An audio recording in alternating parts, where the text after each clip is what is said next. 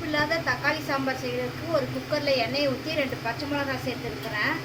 ஒரு கை நிறைய சின்ன வெங்காயத்தை சேர்த்துருக்குறேன். கொஞ்சம் பெருங்காயத்தூள்.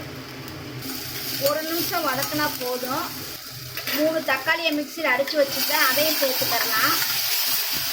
அதையும் சேர்த்து 1 நிமிஷம் வதக்கினா போதும். கொஞ்சம் கருவேப்பிலை, மஞ்சத்தூள், சாம்பார் தூள் 2 ஸ்பூன், உப்பு, மல்லித்தலை, கொஞ்சமாக தண்ணி சேர்த்துக்கலாம். குக்கரை மூடி 4 விசில் வச்சுக்கிறணும். குக்கரை திறந்தாச்சு. இதை கரண்டிலே வெங்காயத்தை நல்லா மசிச்சு விட்டுக்கறலாம். மசிச்சாச்சு. 2 ஸ்பூன் கடலை மாவு எடுத்து கொஞ்சமாக தண்ணி ஊற்றி கரைச்சிக்கிறணும். கரைச்சாச்சு. இப்போ இந்த சாம்பாரில் ஊற்றிக்கலாம். இப்போ சாம்பாருக்கு வேண்டிய தண்ணி சேர்த்துக்கலாம். கொஞ்சம் தண்ணியாக சேர்த்தாதான் கொஞ்சம் நேரத்தில் அப்படியே கெட்டியாகும். ஒரு 5 நிமிஷம் நல்லா கொதிக்கட்டும்.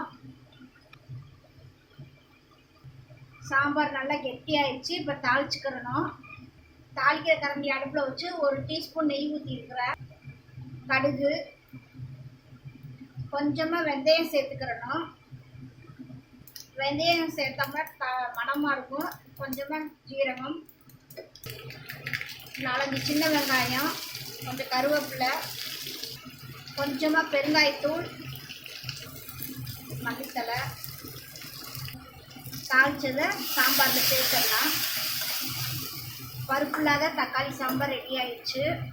இந்த சாம்பார் இட்லி தோசைக்கெல்லாம் ரொம்ப டேஸ்ட்டாக இருக்கும்.